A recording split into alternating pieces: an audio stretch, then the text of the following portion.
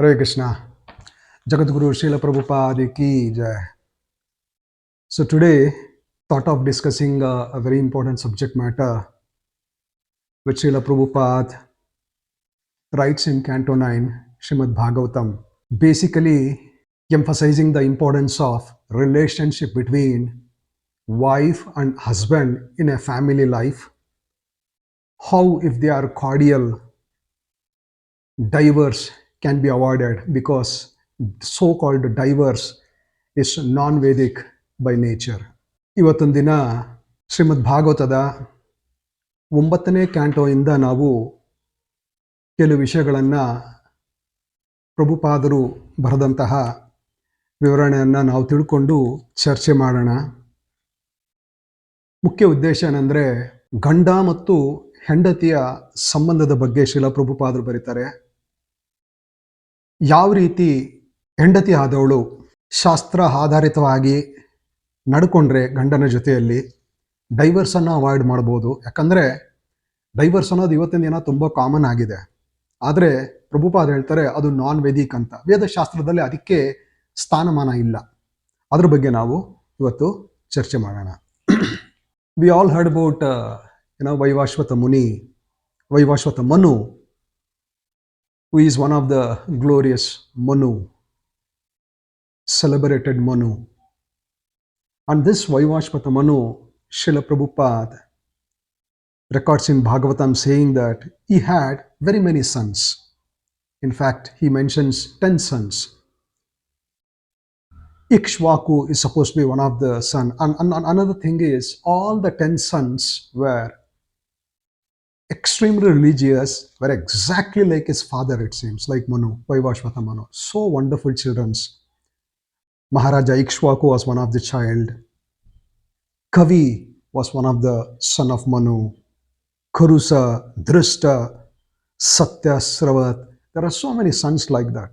ವೈವಾಶ್ವತ ಮನುವಿನ ಬಗ್ಗೆ ನಾವೆಲ್ಲ ಕೇಳಿರ್ತೀವಿ. ಅತ್ಯಂತ ಪ್ರಮುಖವಾದ ಮನು ಅಂತ ಹೇಳ್ಬೋದು. ಭಾಗವತದಲ್ಲಿ ಶ್ರೀಲ ಪ್ರಭುಪಾದರು ನಮಗೆ ತಿಳಿಸ್ಕೊಡ್ತಾರೆ, ವೈವಾಶ್ವತ ಮನುಗೆ 16 ಮಕ್ಕಳಿದ್ರಂತೆ. ಎಂತಹ ಒಳ್ಳೆ ಮಕ್ಕಳನ್ನು ಅವರು ಜನ್ಮ ಕೊಟ್ಟಿದ್ರಂದರೆ ಎಲ್ಲರೂ ತಂದೆ ಥರನೇ ಯೋಗ್ಯವಾದ ಮಕ್ಕಳಿದ್ರಂತೆ. ಮಹಾರಾಜ ಇಕ್ಷ್ವಾಕು ಅವ್ರ ಮಗನಾಗಿದ್ದ. ಕವಿ, ಕರುಸ, ದೃಷ್ಟ, ಸತ್ಯಶ್ರವ, ಈ ರೀತಿ ತುಂಬ ಜನ ಮಕ್ಕಳಿದ್ರು. Bhagavatam also says, apart from the names of the sons of Vaivasvata Manu I mentioned already, there was another son was also there whose name was Saryati. Bhagavatam mentioned his name was Saryati. He was also said to be a very celebrated ruler, son of Manu, and he is said to be such a person who was completely aware of Vedic knowledge. ಇದುವರೆಗೂ ನಾವು ವೈವಾಶ್ವತ ಮನುವಿನ ಮಕ್ಕಳ ಹೆಸರೆಲ್ಲ ನಾವು ತಿಳ್ಕೊಂಡ್ವಿ. ಶ್ರೀಲ ಪ್ರಭುಪಾದರು ಭಾಗವತದ ಮೂಲಕ ಇನ್ನೊಂದು ಬರೀತಾರೆ, ಸಾರಿಯತಿ ಅಂತ ಇನ್ನೊಬ್ಬ ವ್ಯಕ್ತಿ, ಅವನು ಮನುವಿನ ಮಗನಾಗಿರ್ತಾನೆ. ಈ ಸಾರಥಿ ಎಂಬವನು ಅತ್ಯಂತ ಶ್ರೇಷ್ಠವಾದ ರಾಜಋಷಿ ಆಗಿರ್ತಾನೆ ಮತ್ತು ವೇದ ಶಾಸ್ತ್ರದ ಸಾರವನ್ನು ತುಂಬ ಚೆನ್ನಾಗಿ ತಿಳ್ಕೊಂಡವನಾಗಿರ್ತಾನೆ. And Prabhupada says, this Saryati, the son of Manu, he had a very beautiful lotus-eyed daughter by named Sukanya, with whom Saryati once went to the forest to see the ashram of Chavana Muni. ಈ ಸಾರ್ಯತಿ, ಮನುವಿನ ಮಗನಾದ ಸಾರ್ಯತಿಗೆ ಕಮಲದ ಹೂವಿನಂತಹ ಕಣ್ಣಿರುವಂತಹ ಈ ಒಬ್ಬ ಸುಂದರವಾದ ಮಗಳಿದ್ಲಂತೆ, ಸುಕನ್ಯಾ ಅಂತ. ಒಂದು ದಿನ ಸಾರ್ಯತಿ ಏನು ಮಾಡ್ತಾರೆ ಅಂದರೆ, ಮಗಳನ್ನ ಕರ್ಕೊಂಡು ಚಾವಣ ಮುನಿಯ ಆಶ್ರಮಕ್ಕೆ ಹೋಗ್ತಾರೆ.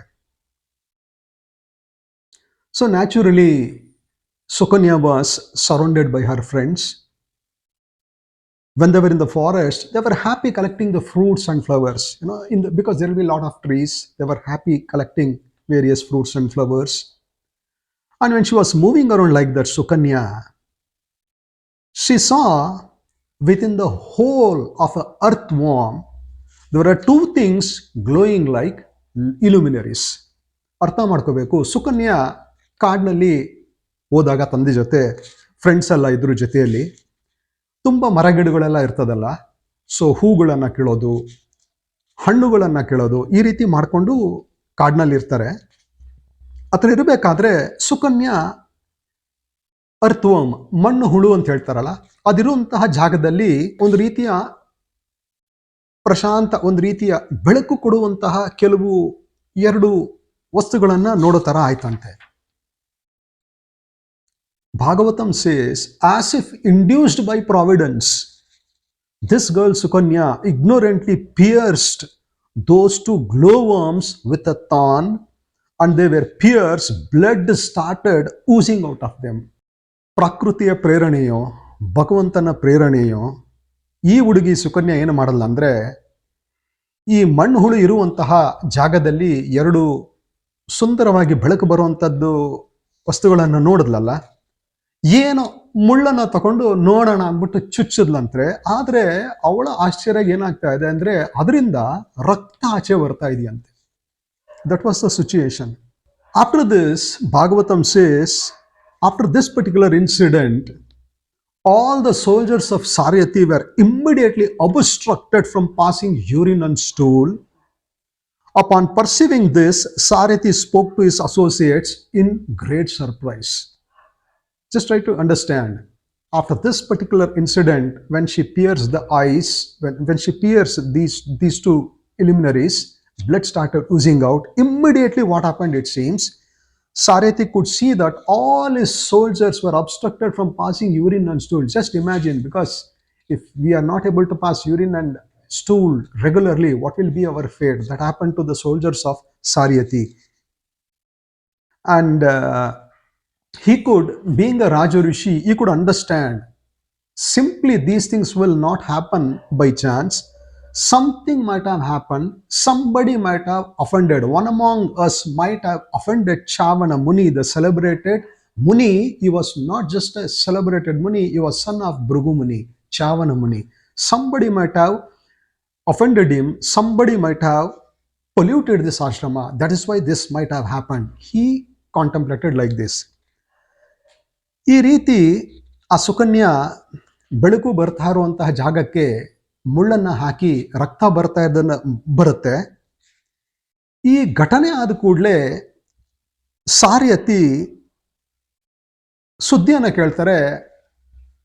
ತನ್ನೆಲ್ಲ ಸೈನಿಕರು ಯಾವ ತರ ಗತಿಗಿಳಿತಾರೆ ಅಂದ್ರೆ, ಮಲಮೂತ್ರವನ್ನು ಮಾಡಲಿಕ್ಕೆ ಅವರಿಗೆ ಮಾಡಬೇಕನ್ನೋ ಒಂದು ಇಚ್ಛೆ ಇದ್ರೂ ಮಾಡ್ಲಿಕ್ಕೆ ಆಗ್ತಾ ಇಲ್ಲ, ಬಿಡ್ತಾ ಇಲ್ಲ ಪ್ರಕೃತಿ, ಮಲಮೂತ್ರ ಮಾಡ್ಲಿಕ್ಕೆ ಆಗ್ತಾ ಇಲ್ಲ, ಅಂತ ಸ್ಥಿತಿಗತಿಗೆ ಬರ್ತಾರೆ. ಇದನ್ನ ನೋಡಿದ ಮೇಲೆ ರಾಜ ಋಷಿಯಾದ ಸಾರಥಿ ಅರ್ಥ ಮಾಡ್ಕೋತಾರೆ, ನಮ್ಮಿಂದ ಏನೋ ಅಪರಾಧ ಆಗಿರಬೇಕು ಈ ಆಶ್ರಮದಲ್ಲಿ ಅಥವಾ ಚಾವನ ಮುನಿಗೆ. ಯಾಕಂದ್ರೆ ಚಾವನ ಮುನಿ ಅತ್ಯಂತ ಶ್ರೇಷ್ಠ ಮುನಿ ಅಲ್ಲದೆ ಭೃಗು ಮುನಿಯ ಮಗನ ಆಗಿರ್ತಾನೆ, ಅತ್ಯಂತ ಶ್ರೇಷ್ಠ ಮುನಿ. ಏನೋ ನಾವು ಕಲುಷಿತ ಮಾಡಿರ್ಬೋದು ಈ ಆಶ್ರಮಕ್ಕೆ, ಅದಕ್ಕೋಸ್ಕರ ನಮ್ಗೆ ಈ ರೀತಿಯ ಸ್ಥಿತಿಗತಿ ಆಗಿದೆ ಅಂತ ಯೋಚನೆ ಮಾಡ್ತಾ ಇದ್ದಾನೆ. So being very much afraid, the girl Sukanya said to her father, "My dear father, unfortunately I did something wrong. Ignorantly I pierced these two luminous substances with a thorn." ಇದಾದ ಕೂಡಲೇ ಗಾಬರಿಯಿಂದ ಸಾರ್ಯತಿಯ ಮಗಳಾದ ಸುಕನ್ಯಾ ತಂದೆ ಹತ್ರ ಬಂದು, ತಂದೆ, ನಾನು ಸ್ವಲ್ಪ ತಪ್ಪು ಮಾಡಿಬಿಟ್ಟಿದ್ದೀನಿ, ಗೊತ್ತೋ ಗೊತ್ತಿಲ್ಲನೋ ಮೂರ್ಖತನದಿಂದ ಮುಳ್ಳನ್ನು ತಗೊಂಡೋಗಿ ಈ ಬೆಳಕು ಬರ್ತಾ ಇರುವಂತಹ ವಸ್ತುಗಳನ್ನು ನಾನು ಚುಚ್ಚಿಬಿಟ್ಟಿದ್ದೀನಿ, ಅದರಿಂದ ರಕ್ತ ಬರ್ತಾ ಇದೆ ಅಂತ. After hearing this statement by his daughter, Saryati was very much afraid naturally. In various ways he tries to appease Chavana Muni, for it was he who sat within the hole of the earthworm. ತುಂಬಾ ಚೆನ್ನಾಗಿ ಭಾಗವತದ ಮೇಲೆ ನಮಗೆ ತಿಳಿಸ್ಕೊಡ್ತದೆ ಏನಂದ್ರೆ, ಈ ರೀತಿಯ ಮಾತನ್ನ ಕೇಳಿದ ಕೂಡಲೇ ಸಾರಥಿಗೆ ತುಂಬಾ ಗಾಬರಿ ಆಗ್ತದಂತೆ. ಎಂತ ಸ್ಥಿತಿಗೆ ನಾವು ಸಿಕ್ಕಾಕೊಂಡ್ಬಿಟ್ವಿ ಅಂದ್ಬಿಟ್ಟು ಚಾಮನ ಮುನಿ ಆಚೆ ಬರ್ತಾರೆ. ಹೇಗಾದ್ರೂ ಮಾಡಿ ಕೈಕಾಲು ಹಿಡಿದು ಅವ್ರನ್ನ ನಾವು ಸರಿ ಮಾಡ್ಬೇಕನ್ನೋ ಚಿಂತನೆಯಲ್ಲಿ ಇರ್ತಾನೆ. ಯಾಕಂದ್ರೆ ಈ ಸುಕನ್ಯಾ ಎಂಬ ಹೆಣ್ಣು ಚುಚ್ಚಿದ್ದು ಯಾವುದೋ ಒಂದು ಬೆಳಕು ಬರ್ತಾ ಇರೋಂಥ ವಸ್ತುಗಳಲ್ಲ, ಅದು ಚಾಮನ ಮುನಿಯ ಕಣ್ಣುಗಳು. ಅವ್ರು ಅದರಲ್ಲಿ ಕುಂತಿರ್ತಾರೆ ತಪಸ್ ಮಾಡ್ತಾ, ಈ ತರ ಮಾಡ್ಬಿಡ್ತಾಳೆ. So Bhagavatam continue saying, king Saryati being very contemplative and thus understanding the purpose of Chavana Muni, gave his daughter in charity to the sage. Thus, relieved from danger with great difficulty, he took permission from Chamana Muni and he returned home. ತುಂಬ ಯೋಚನೆ ಮಾಡ್ತಾರೆ, ಈ ಥರ ಅಪರಾಧಗಳನ್ನು ಮಾಡಿಬಿಟ್ಟಿದ್ದೀವಿ, ನನ್ನ ಮಗಳು ಮಾಡಿದ ಮೇಲೆ ಅದು ನನ್ನ ಮೇಲೆ ಬಂದಂಗೆ ಆಯಿತು. ಬೆಸ್ಟ್ ಏನು ಮಾಡ್ಬೋದಂದ್ರೆ, ವೃದ್ಧರಾಗಿದ್ದರು ಚಾಮನ ಮುನಿ. ಅದಕ್ಕೋಸ್ಕರ ಸರಿ ನನ್ನ ಮಗಳನ್ನೇ ಮದುವೆ ಮಾಡಿ ಕೊಟ್ಬಿಡ್ತೀನಿ ಅಂಥೇಳಿ, ಚಾರಿಟಿ ದಾನವಾಗಿ ಕೊಟ್ಬಿಡ್ತೀನಿ ಅಂಥೇಳಿ ಮುನಿಗಳಿಗೆ ಹೇಳಿ ಮದುವೆ ಮಾಡಿಸಿ, ತುಂಬ ತುಂಬ ಅಪರಾಧದಿಂದ, ಡೇಂಜರಿಂದ ನಾನು ತಪ್ಪಿಸ್ಕೊಂಡೆ ಅನ್ನೋ ಒಂದು ಹಗುರ ಮನೋಭಾವದಿಂದ ಸಾರ್ಯತಿ ಅವನ ರಾಜ್ಯಕ್ಕೆ ವಾಪಸ್ ಹೋಗ್ತಾನಂತೆ. ಇನ್ ದ ನೆಕ್ಸ್ಟ್ ಶ್ಲೋಕ, very beautifully Srila Prabhupada talks about the relationship between husband and wife. Sukanya chavanam prapya patin parama kopanam prinayam asachittagna apramattanu vrittibi. It says Chavana Muni was very irritable, but since Sukanya had accepted him as her husband, she dealt with him very carefully, it seems, and according to his mood she dealt. Knowing his mind, she performed various services without getting bewildered. These are the words which Srimad Bhagavatam says. Just try to understand. It's said here, Chamana Muni, the son of Bhrigu, he was very irritable, generally used to get angry. But since Sukanya accepted him as her husband, she was very careful, it seems. According to the mood, according to the mind, according to the situation, she used to deal with her husband, perform the services without getting bewildered. Point to be understood here is, Sukanya did not exhibited such a glorious attributes or a characteristics of a woman just like that. She was indeed trained by her father Saryati, her mother, and she was groomed properly. That is why she could exhibit such a nature. ಇದಾದ ಕೂಡಲೇ ಶ್ರೀಲ ಪ್ರಭುಪಾದರು ಹೇಳ್ತಾರೆ, ಈ ಶ್ಲೋಕದಲ್ಲಿ ಯಾವ ರೀತಿ ಹೇಳ್ತಾರೆ ಅಂದ್ರೆ, ಚಾಮನ ಮುನಿ ಒಂದು ರೀತಿಯ ಸಿಟ್ಟು ಸ್ವಭಾವ ಇತ್ತಂತೆ. ಸುಕನ್ಯಾ ಪತಿಯಾಗಿ ಪಡ್ಕೊಂಡ್ಬಿಟ್ಟಿದ್ದಾಳೆ, ಆದರೆ ಸಿಟ್ಟಿನ ಸ್ವಭಾವ ಇದ್ರೂ ಸ್ವಲ್ಪ ಇರಿಟೇಷನ್ ತೋರಿಸ್ತಾ ಇದ್ರಂತೆ. ಅದಿದ್ರೂ ತುಂಬ ಕೇರ್ಫುಲ್ ಆಗಿ ಡೀಲ್ ಮಾಡ್ತಾ ಇದ್ಲಂತೆ ಗಂಡನ ಜೊತೆ. ಗಂಡನ ಮೂಡ್ ಯಾವ ಥರ ಇದೆ, ಅವರ ಸ್ಥಿತಿ ಯಾವ ಥರ ಇದೆ, ಅವರ ಭಾವನೆ ಯಾವ ಥರ ಇದೆ, ಇದನ್ನೆಲ್ಲ ತಿಳ್ಕೊಂಡು ಅವಳು ತುಂಬ ಚೆನ್ನಾಗಿ ಡೀಲ್ ಮಾಡ್ತಾ ಇದ್ಲಂತೆ. ಆಮೇಲೆ ಯಾವುದೇ ಸ್ಥಿತಿಗೆ ಬಂದರೂ ಬಿವೈಲ್ಡರ್ಡ್ ಅಂದರೆ ಒಂದು ರೀತಿಯ ದಿಗ್ಭ್ರಮೆ ಆಗ್ತಾ ಇರಲಿಲ್ಲ, ತುಂಬ ಚೆನ್ನಾಗಿ ಅವಳು ಡೀಲ್ ಮಾಡ್ತಾ ಇದ್ಲಂತೆ. ಅರ್ಥ ಮಾಡ್ಕೊಳ್ಳಿ, ರಾಜನ ಮಗಳು ಈ ರೀತಿಯ ಒಳ್ಳೆ ಗುಣಗಳೆಲ್ಲ ಅವಳು ಪ್ರದರ್ಶಿತ ಮಾಡ್ತಾಳೆ ಅಂದರೆ ಎಷ್ಟು ಚೆನ್ನಾಗಿ ಸಂಸ್ಕೃತಿಯನ್ನ ತಂದೆ ಮತ್ತು ತಾಯಿಯಿಂದ ಕಲ್ತಿದ್ದಾರೆ ಅನ್ನೋದನ್ನ ನಾವು ಅರ್ಥ ಮಾಡ್ಕೋಬಹುದು. ಸಂಸ್ಕೃತಿಯನ್ನ ಕಲಿದೆ ಈ ರೀತಿಯ ಅಟ್ರಿಬ್ಯೂಟ್ಸ್ ಅನ್ನ ಎಕ್ಸಿಬಿಟ್ ಮಾಡಲಿಕ್ಕೆ ಸಾಧ್ಯ ಇಲ್ಲ. Prabhupada in the purport, he gives a magnificent explanations. He says this is an indication of relationship between husband and wife.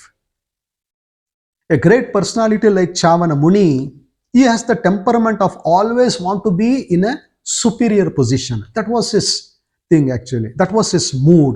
Such a person can never submit to anyone. We should understand here, Srila Prabhupada says, Chavana Muni, he had such a temperament, always he wants to be in a superior position. He cannot accept a position inferior to the wife or maybe anybody. That was his temperament. And people with such a temperament, generally they don't submit to anybody. ಈ ಪರ್ಪೋಟಿನಲ್ಲಿ ಶ್ರೀಲ ಪ್ರಭುಪಾದರು ಏನು ಹೇಳ್ತಾರೆ ಅಂದರೆ, ಗಂಡ ಮತ್ತು ಹೆಂಡತಿಯ ಸಂಬಂಧದ ಬಗ್ಗೆ ತುಂಬ ಚೆನ್ನಾಗಿ ವಿವರಣೆ ಕೊಡ್ತಾ ಇದ್ದಾರೆ. ಚಾಮನ ಮುನಿ ಬಹಳ ಶ್ರೇಷ್ಠ ಮುನಿ, ಆದರೆ ಅವರಿಗೆ ಸ್ವಲ್ಪ ಇರಿಟೇಟಿಂಗ್ ಕ್ಯಾರೆಕ್ಟರ್, ಸ್ವಲ್ಪ ಸಿಟ್ಟು ಬರುವಂಥ ಒಂದು ಕ್ಯಾರೆಕ್ಟರ್ ಇತ್ತು. ಯಾವಾಗಲೂ ನಾನು ಸ್ವಲ್ಪ ಸುಪೀರಿಯರ್ ಪೊಸಿಷನ್ ಇರಬೇಕು ಅನ್ನೋ ಒಂದು ಚಿಂತನೆ, ಒಂದು ಮೂಡ್ ಅವರಲ್ಲಿತ್ತು. ಪ್ರಭುಪಾದರು ಹೇಳ್ತಾರೆ, ಅಂತಹ ವ್ಯಕ್ತಿ ಯಾರಿಗೂ ಸಬ್ಮಿಟ್ ಆಗೋದಿಲ್ಲ, ಅಷ್ಟು ಬೇಗ ಶರಣಾಗತಿ ಯಾರಿಗೂ ಆಗೋದಿಲ್ಲ ಅಂತ.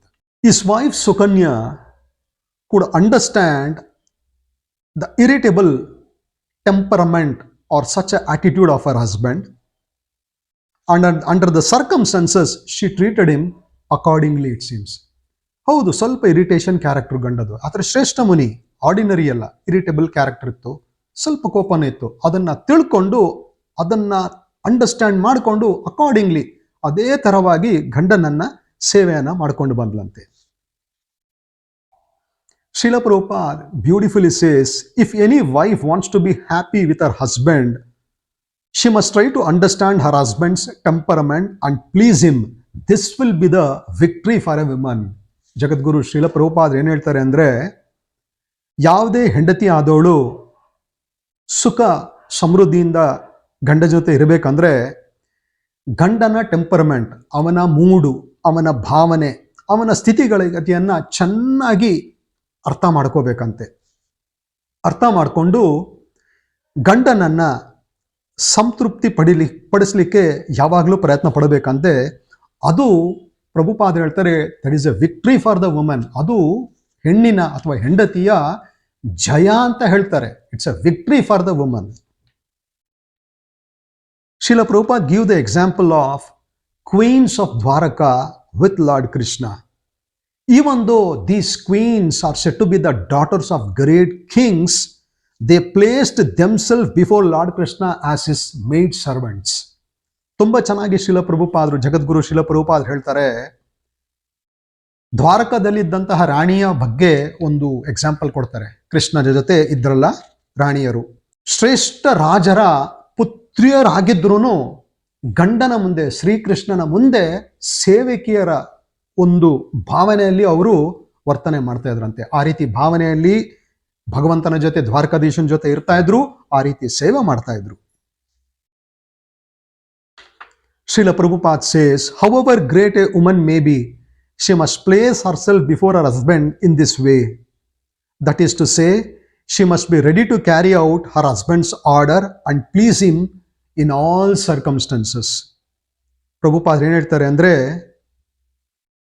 ಹೆಣ್ಣು ಎಷ್ಟೇ ಗ್ರೇಟ್ ಇರ್ಬೋದು, ರಾಜನ ಮಗಳಿರ್ಬೋದು, ಶ್ರೀಮಂತರಿರ್ಬೋದು, ಬುದ್ಧಿ ಇರ್ಬೋದು, ಐಶ್ವರ್ಯ ಇರ್ಬೋದು, ಏನೇ ದೊಡ್ಡ ಗಾತ್ರದವಳಿದ್ರೂ ಗಂಡನ ಜೊತೆ ಈ ರೀತಿಯ ನಮ್ರತೆ ಭಾವ ಬಹಳ ಬಹಳ ಮುಖ್ಯ ಅಂತ ಹೇಳ್ತಾ ಇದ್ದಾರೆ. ಗಂಡನ ಆದೇಶವನ್ನ ಪರಿಪಾಲನೆ ಮಾಡುವಂತಹ ವ್ಯಕ್ತಿ ಆಗಿರಬೇಕು ಎಲ್ಲ ಸರ್ಕಮ್ಸ್ಟೆನ್ಸಸ್ ಅಲ್ಲೂ ಅಂತ ಶ್ರೀಲ ಪ್ರಭುಪಾದ್ ಹೇಳ್ತಾರೆ. During such situation her life will become successful. ಇಂತಹ ಸ್ಥಿತಿಗತಿಯಲ್ಲಿ ಹೆಂಡತಿಯ ಲೈಫ್ ಅಥವಾ ಜೀವನ ತುಂಬಾ ಸಕ್ಸಸ್ಫುಲ್ ಆಗುತ್ತೆ ಅಂತ ಶ್ರೀಲ ಪ್ರಭುಪಾದರು ಬರೀತಾರೆ. On the contrary, Srila Prabhupad gives, when the wife also becomes irritable as the husband, their life at home is sure to be disturbed or ultimately completely broken. In the modern day, Prabhupada says the wife is never submissive and therefore the home is broken even by the slight incidents. ಇನ್ನೊಂದು ಶ್ರೀಲ ಪ್ರಭುಪಾದ್ ಏನು ಹೇಳ್ತಾರೆ ಅಂದ್ರೆ, ಯಾವ ರೀತಿ ಮುಂಗೋಪ ಚಾವನ ಮುನಿಗಳಿಗಿತ್ತು ಅದೇ ರೀತಿ ಸುಕನ್ಯನು ಏನಾದ್ರೂ exhibit ಮಾಡಿಬಿಟ್ಟಿದ್ರೆ ಇಬ್ಬರಲ್ಲೂ ಗಲಾಟೆ ಆಗ್ತಾ ಇತ್ತು, ಮನೆಯಲ್ಲಿ ಅಶಾಂತಿ ಆಗ್ತಾ ಇತ್ತು, ಇಬ್ಬರ ಮನಸ್ಥಿತಿ ಡಿಸ್ಟರ್ಬ್ ಆಗ್ತಾ ಇತ್ತು, ಹಣೆ ಬರ ನೆಟ್ಟಿಗಿಲ್ಲ ಅಂದ್ರೆ ಸಂಸಾರ ಮುರಿದು ಹೋಗ್ತಾ ಇತ್ತಂತೆ. ಭೌತಿಕ ಜಗತ್ತಿನ ಬಗ್ಗೆ ಜಗದ್ಗುರು ಶ್ರೀಲ ಪ್ರಭುಪಾದರು ಹೇಳ್ತಾರೆ, ಈ ನಡುವೆ ಹೆಂಡತಿಗಳು ಅಷ್ಟೊಂದು ಸಬ್ಮಿಸಿವ್ ಇಲ್ಲ ಅಂತ, ಅಂದ್ರೆ ನಮ್ರತೆಯನ್ನು ತೋರಿಸ್ತಾ ಇಲ್ಲ, ಆ ಗುಣಗಳನ್ನ ಎಕ್ಸಿಬಿಟ್ ಮಾಡ್ತಾ ಇಲ್ಲ. ಅದರಿಂದೋಸ್ಕರ ಚಿಕ್ಕ ಚಿಕ್ಕ ಘಟನೆಗಳಾದ್ರೂ ಮನೆಗಳು ಮುರಿದೋಗ್ತಾ ಇದೆಯಂತೆ. Prabhupada continues saying, either the wife or the husband may take advantage of the divorce law prevailing in the society. According to the Vedic law, however, there is no such thing as divorce law, and a woman must be trained to be submissive to the will of her husband. ಎಷ್ಟು ಚೆನ್ನಾಗಿ ಜಗದ್ಗುರು ಶಿಲ ಪ್ರಭುಪಾದರು ಹೇಳ್ಕೊಡ್ತಾರೆ. ಈ ತರ ಗಲಾಟೆಗಳಾಗ್ಬಿಟ್ರೆ ಮನೆಯಲ್ಲಿ ಗಂಡ ಅಥವಾ ಹೆಣ್ಣು ಏನ್ ಮಾಡ್ತಾರೆ ಅಂದ್ರೆ ಇಮಿಡಿಯೇಟ್ ಆಗಿ ಡೈವರ್ಸ್ ಬಗ್ಗೆ ಥಿಂಕ್ ಮಾಡ್ಲಿಕ್ಕೆ ಯೋಚನೆ ಮಾಡ್ತಾರೆ. ಯಾಕಂದ್ರೆ ಸಮಾಜ ಅದು ಬೆಂಬಲ ಕೊಡ್ತಾ ಇದೆ. ವೇದಶಾಸ್ತ್ರಗಳಲ್ಲಿ there is no such thing of divorce laws ಅಂತ ಹೇಳ್ತಾರೆ. ಡೈವರ್ಸ್ ಅನ್ನೋದು ವೇದಶಾಸ್ತ್ರಗಳಲ್ಲಿ ಇಲ್ಲದಿರುವಂತಹ ಪದ ಆಕ್ಚುಲಿ. ಅದಕ್ಕೋಸ್ಕರ ವಿಶಿಷ್ಟ ಏನಂದ್ರೆ ಮಗಳಾದವಳಿಗೆ, ಹೆಣ್ಣಾದವಳಿಗೆ ನಮ್ರತೆಯಿಂದ ಇರುವಂಥದ್ದನ್ನ ತಂದೆ ತಾಯಿಗಳು ಚಿಕ್ಕ ವಯಸ್ಸಿಂದ ತಿಳಿಸ್ಕೊಟ್ರೆ ಗಂಡನ ಮನೆಯಲ್ಲೂ ಆ ಕಡೆ ಇತ್ತು ಅವಳು ಶಿ ಕ್ಯಾನ್ ಬಿಕಮ್ ವಿಕ್ಟೋರಿಯಸ್. ಖಂಡಿತವಾಗಲು ಜಯ, ಅವಳ ಜೀವನದಲ್ಲಿ ಜಯವನ್ನ ಅನುಭವಿಸ್ತಾಳಂತೆ. ಅದನ್ನು ನಾವಿಲ್ಲಿ ತಿಳ್ಕೊತಾ ಇದ್ದೀವಿ. Srila Prabhupada also says, generally the westerners contend that this will be the slave mentality for the wife, but Prabhupada says, but factually it is not. It is the tactic by which a woman can conquer the heart of her husband, however irritable or cruel he may be. Srila ಪ್ರಭುಪಾದರು ಪಾಶ್ಚಾತ್ಯ ದೇಶ ಜನರ ಒಂದು ಮನೋಭಾವ ಬಗ್ಗೆ ಮಾತಾಡ್ತಾರೆ. ಅವ್ರು ಜನರೇ ಹೇಳ್ತಾರೆ, ಈ ರೀತಿ ನಮ್ರತೆಯಿಂದ ಸಬ್ಮಿಸಿವ್ ಆಗಿ ಇದ್ಬಿಟ್ರೆ ಅದೊಂಥರ ಸ್ಲೇವ್ ಮೆಂಟಾಲಿಟಿ, ಒಂದು ರೀತಿ ಕೆಲಸ ಮಾಡೋರು, ಮೇಡ್ಸ್, ಆ ರೀತಿಯ ಕೀಳು ಮನೋಭಾವ ಅಂತ ಹೇಳ್ತಾರಂತೆ. ಆದ್ರೆ ಪ್ರಭುಪಾದರು ಹೇಳ್ತಾರೆ ಅದು ಸತ್ಯ ಅಲ್ಲ, ಅದು ಹೆಣ್ಣಿನ ಒಂದು ಟ್ಯಾಕ್ಟಿಕ್ಸ್ ಅಂತೆ, ಒಂದು ರೀತಿಯ ಬುದ್ಧಿವಂತಿಕೆ, ಹೆಣ್ಣಿನ ಬುದ್ಧಿವಂತಿಕೆ. ಯಾವ ರೀತಿ ಈ ರೀತಿಯ ಸಬ್ಮಿಸಿವ್ ಆಗಿದ್ದು ಗಂಡನ ಹೃದಯವನ್ನು ಗೆಲ್ಲೋ ಒಂದು ಚಾಣಕ್ಯತನ ಅಂತ ಶ್ರೀಲ ಪ್ರಭುಪಾದರು ಇಲ್ಲಿ ಬರೀತಾ ಇದ್ದಾರೆ. ಅವನು ಎಷ್ಟೇ ಮುಂಗೋಪಿ ಇರಲಿ, ಎಷ್ಟೇ ಇರಿಟೇಟಿಂಗ್ ಆಗಲಿ, ಯಾವುದೇ ತರ ಇರಲಿ, ಅವನನ್ನ ಗೆಲ್ಲಬೇಕಂದ್ರೆ ಅವನ ಮೂಡನ್ನ, ಅವನ ನೇಚರನ್ನ, ಅವನನ್ನ ಚೆನ್ನಾಗಿ ಅರ್ಥ ಮಾಡಿಕೊಂಡು ಅವಳು ಇರ್ಬೇಕಂತ. ಅದು ಅವಳ ಜಯ ಆಗ್ತದೆ. ಅವಳು ಒಂದು ರೀತಿಯ ಸ್ಲೇವ್ ಮೆಂಟಾಲಿಟಿ ಅದಾಗೋದಿಲ್ಲ. ಅದನ್ನ ನಾವು ಅರ್ಥ ಮಾಡ್ಕೋಬೇಕು. ಇನ್ನೂ ಒಂದೇನಂದ್ರೆ Srila Prabhupada says, look at the situation. Chavana Muni was not a young rishi. He was very old, very old. Indeed, he was old enough to be Sukanya's grandfather. Not only he was very old, he was very irritable by nature. Sukanya, the beautiful young daughter of King Saryati, submitted herself to her old husband and tried to please him in all respects. Therefore, she was faithful and a chaste wife. Srila ಪ್ರಭುಪಾದರು ಈ statements ಅನ್ನ ಕೊಟ್ಟು conclude ಮಾಡ್ತಾರೆ ಪರ್ಪೋಟನ್ನ. ಎಷ್ಟು ಚೆನ್ನಾಗಿ ಅಂದ್ರೆ, ಎಂತಹ ಸ್ಥಿತಿಗತಿ ಇತ್ತಂದ್ರೆ ಚಾಮನ ಮುನಿ ಬಹಳ ಶ್ರೇಷ್ಠ ಮುನಿ, ಮುಂಗೋಪ, ಸ್ವಲ್ಪ ಇರಿಟೇಬಲ್ ಕ್ಯಾರೆಕ್ಟರ್ ಇತ್ತು. ಎಷ್ಟು ವಯಸ್ಸಾಗಿತ್ತಂದ್ರೆ ಸುಕನ್ಯಾ ಮುಂದೆ ತಾತನ ತರ, ಅವಳ ಮೊಮ್ಮಗಳ ವಯಸ್ಸಿನಾಗಿರುವಂತಹ ಹೆಂಡತಿ ಸಿಕ್ಕಿದವಳು. ಇಷ್ಟೆಲ್ಲ ಇದ್ರೂ ಚೆನ್ನಾಗಿ ಸಂಸ್ಕೃತಿಯನ್ನ ತಿಳ್ಕೊಂಡು ಬಂದ ಸುಕನ್ಯಾ ಏನು ಮಾಡ್ತಾಳೆ, ಭಗವಂತನ ಪ್ರೇರಣೆ ಅನ್ಕೊಂಡು ತನ್ನನ್ನು ತಾನು ಶರಣಾಗತಿ ಕೊಟ್ಟು ತುಂಬಾ ಶ್ರದ್ಧೆಯಿಂದ, ನಮ್ರತೆಯಿಂದ ಗಂಡನನ್ನ ಎಲ್ಲ ರೀತಿ ಚೆನ್ನಾಗಿ ನೋಡ್ಕೊಂತಾಳಂತೆ. ಜಗದ್ಗುರು ಶ್ರೀಲ ಪ್ರಭುಪಾದರು ಕೊನೆಯಲ್ಲಿ ಕನ್ಕ್ಲೂಡ್ ಮಾಡ್ತಾರೆ, ಅದಕ್ಕೋಸ್ಕರ ಈ ತಾಯಿ ಸುಕನ್ಯಾ ಅತ್ಯಂತ ಶ್ರದ್ಧಾ ಇರುವಂತಹ ಮತ್ತು ಪಾತಿವ್ರತೆ ಹೆಣ್ಣಂತ ಹೇಳಿ ಕೊನೆಗೊಳಿಸ್ತಾರೆ. Just to summarize this beautiful verse from Bhagavatam and the commentary from Jagadguru Srila Prabhupada, how glorious the family can be if the wife cooperates with the husband without thinking of so-called divorce laws. And in fact, by exhibiting such characteristics, she can be victorious. She is glorified as faithful and a chaste wife. ಕೊನೆಗೆ ಸಮ್ಮರಿಯಾಗಿ ಏನು ಹೇಳ್ಬೋದಂದ್ರೆ, ಸುಕನ್ಯಾ ಥರ ಹೆಣ್ಣನ್ನ ತಂದೆ ತಾಯಿಗಳು groom ಮಾಡಿದ್ರೆ, ತಯಾರಿ ಮಾಡಿದ್ರೆ, ಸುಕನ್ಯಾ ಥರ ಗಂಡನನ್ನು ಎಲ್ಲ ರೀತಿ ಚೆನ್ನಾಗಿ ನೋಡಿಕೊಂಡು, ಎಷ್ಟು ಕಷ್ಟ ಇದ್ರೂ, ಎಷ್ಟು ಚಾಲೆಂಜಸ್ ಇದ್ರೂ ಗಂಡನನ್ನು ಅರ್ಥಕೊಂಡು ಹೋದರೆ ಈ ಡೈವರ್ಸ್ ಲಾವನ್ನು ನಾವು ತೆಗೆದು ಪಕ್ಕಕ್ಕೆ ಬಿಸಾಕ್ಬೋದು. ಅದಕ್ಕೋಸ್ಕರ ಪ್ರಭುಪಾದರು ಹೇಳ್ತಾರೆ, ಈ ಸುಕನ್ಯಾ ಎಷ್ಟು ಶ್ರೇಷ್ಠಳಾದ್ರಂದರೆ ಬಹಳ ಶ್ರದ್ಧೆ ಇರುವಂಥ ಹೆಂಗಸಾದ್ಲು, ಪಾತಿವ್ರತೆ ಆದ್ಲು ಅಂತ ತಿಳಿಸ್ಕೊಡ್ತಾರೆ. ಜಗದ್ಗುರು ಶ್ರೀಲ ಪ್ರಭುಪಾದ ಕಿ ಜೈ. ಹರೇ ಕೃಷ್ಣ.